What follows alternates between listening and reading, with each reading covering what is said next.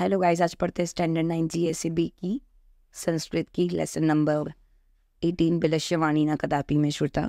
Never have I heard the speech of the cave. कभी भी ना गुफा से आती हुई बातों का विश्वास नहीं करना चाहिए, सुनना नहीं चाहिए। ये लेसन समझते हैं, बड़ा दिलचस्प सा है। कस्मिंश्चित् वने खरनकर नाम सिंह प्रतिवस्ति स्म। सः कदाचित् इतस्तः परिभ्रमणः श्रुतातः न किंचिदपि आहारम् अलभत। ततः सूर्यास्तमये एका महती गुहाया दृष्ट्वा च अचिन्त्यत नूनम् एतास्य गुहायां रात्रौ कोऽपि जीवः गच्छति, अतः अत्रैव निगूढो भूत्वा तिष्ठति इति। In a certain forest there lived a lion named Kharankara. Once while wandering here there, being afflicted by hunger, he did not find anything to eat. Then seeing a cave at the time of the sunset, he thought, indeed, some living being come in the cave at night, so I stay hidden here only. यहाँ पे ऐसा बोल रहा है कि एक जंगल था, उसमें एक लायन रहता था खरनखर नाम का। वो ना यहाँ वहाँ तलाश में भूखा प्यासा भटक रहा था, लेकिन उसको खाने में कुछ नहीं मिलता। सूर्यास्त हो जाता है, मतलब सन जो होता है सेट हो जाता है, तो वो सोचता है एक काम करता हूँ, उसको गुफा दिखती है तो ये गुफा में चला जाता हूँ। किसी ना किसी का तो गुफा होगा ही, रात को आएगा ना तो मैं उसको मार के खा जाऊँगा, इस हिसाब से मेरे खाने का प्रबंध भी हो जाएगा। इतस्मिन् अनन्तरे गोया स्वामी दडिपूज नाम शृङ्गालः समागच्छत। स च यावत् पश्यति तावत् सिंहस्य पद्धति गुहायां प्रविष्टः न च बहिर्गातः अपश्यत। शृङ्गालः चिन्तयत, ओहो विनष्टोऽस्मि, नूनम् अस्मिन् बिले सिंहः अस्ति तर्कयामः, तत् किकर्वाणि।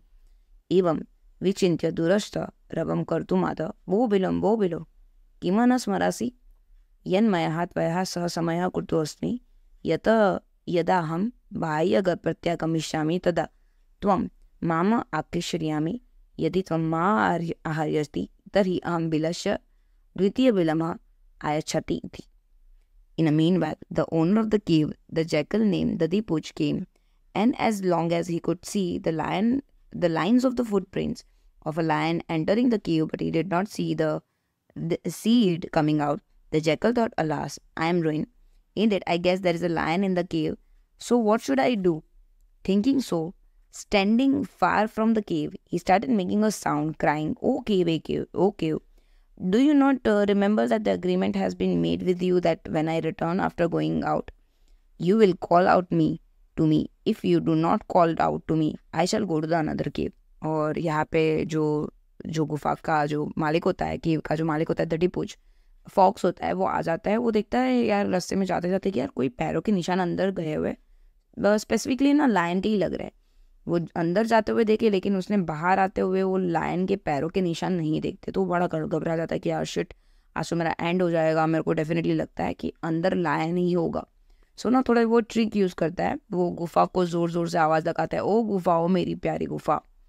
पता है हमारे बीच में एक बात हुई थी कि मैं जब भी कहीं पे बाहर जाऊंगा तो तुम मुझे प्यार से पुकारोगी। अगर तुम पुकारोगी तभी मैं अंदर आऊँगा, अदरवाइज़ मैं कोई दूसरी गुफा में रहने के लिए चला जाऊँगा। वो अपनी स्मार्टनेस यूज़ कर रहा है कि गुफा तो कभी बोलेगी नहीं, लेकिन अंदर कोई होगा, वो अगर कन्फ्यूज़ होकर जवाब दे देगा तो उसको पता पड़ जाएगा कि अंदर जाना है या नहीं जाना है।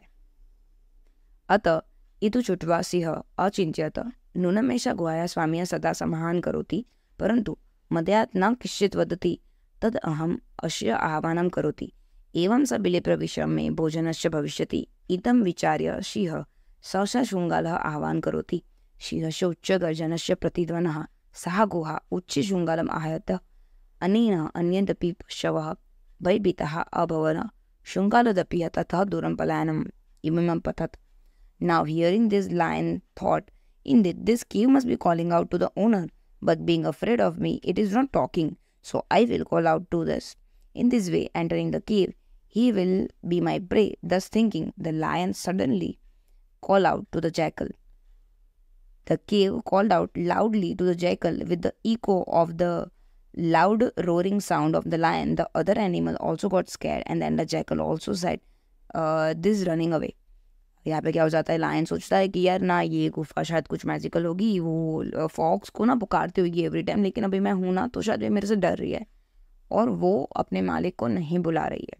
तो वो ज़ोर से गर्जना करता है, तो बोले मेरे को तो बुलाना ही पड़ेगा, उसको बोलना ही पड़ेगा, अगर नहीं बोली तो फिर वो चला जाएगा, मेरे खाने का प्रबंध नहीं होगा। तो वो ज़ोर से चिल्लाता है। आजू बाजू जो भी एनिमल होते ना वो तो भाग ही जाते हैं, लेकिन साथ साथ में वो जो शुंगाल होते हैं, दधीपूछ होते हैं, फॉक्स होता है, इसको समझ में आ जाता है कि भाई अंदर लायन है, इसलिए वो भागते भागते बोलता है ये श्लोक, अनागतम य कुरुते सह शोभते स सोच्यते तो यो नः करोगताम वने तत्रम संसस्य समागतः जरः बिलस्य वाणेन कदापि मे श्रुता. He who will take actions before the things comes to pass shines. He who does not provide for what is going to happen come to the grave. Old age come over me while living here, but still I never heard the voice of the cave. यहाँ पे ऐसा बोलते हैं कि कुछ भी जो चीज़ कर रहे हो ना, तो आपको बिना सोचे नहीं करनी चाहिए, हमेशा सोच विचार कर ही कोई एक्शन लेना चाहिए, इससे आप खुशीली रहोगे. बोले हमेशा ये मेरे साथ होता है कि मैं इतना बड़ा भी हुआ ना, तो मैं कभी भी ना बिल से अगर आवाज़ आ रही है ना, तो मैं कभी उसके अंदर एंटर ही नहीं होता हूँ. ये अपना सजेशन देते हुए वो भागता भागता ये बोलता जाता है. होपफुली आपको समझ में आ गया होगा.